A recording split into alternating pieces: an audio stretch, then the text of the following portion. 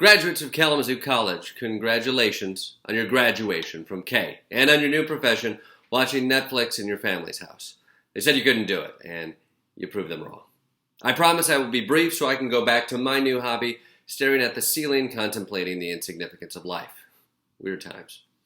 Usually graduation speakers use this time to quote great thinkers, to impart wisdom, and to make themselves look well-read. I will not disappoint. I scoured my many rooms of books, scanning through Proust, the short stories of Joyce, and the works of Tolstoy, when I came upon a missive from the past that rings in the ears of the future by the esteemed royal princess Leia.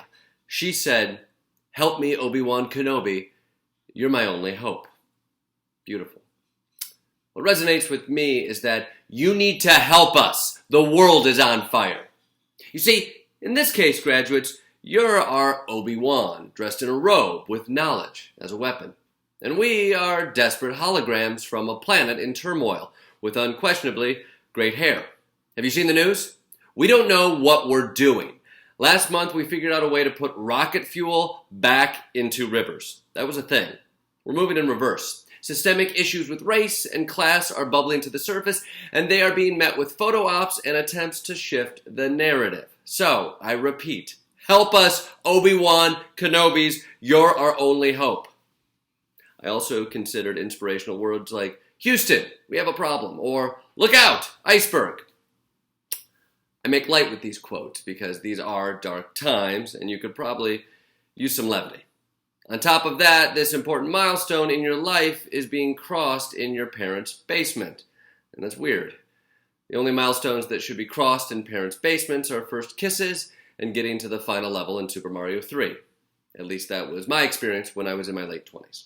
So, yes, you got a bum deal, and you don't get the celebration that completing college deserves. On behalf of a rampaging virus, I apologize. Wash your hands. Also, you may, if you are like me, be watching the chaotic world outside and be angry at what you see. You may feel like you've been lied to about opportunities, about a functioning democracy, about progress. You may feel like the American dream you read about a decade ago in civics class looks nothing like the one carved out by those with the power to define its rules. And you'd be right. The elders led you astray. But guess what? You just became an elder. Now, it doesn't come with any power, just new tax responsibilities and crippling debt. Sorry. But you now have skin in the game. As the great Peter Parker once said, with great power comes great responsibility. And that does not apply here.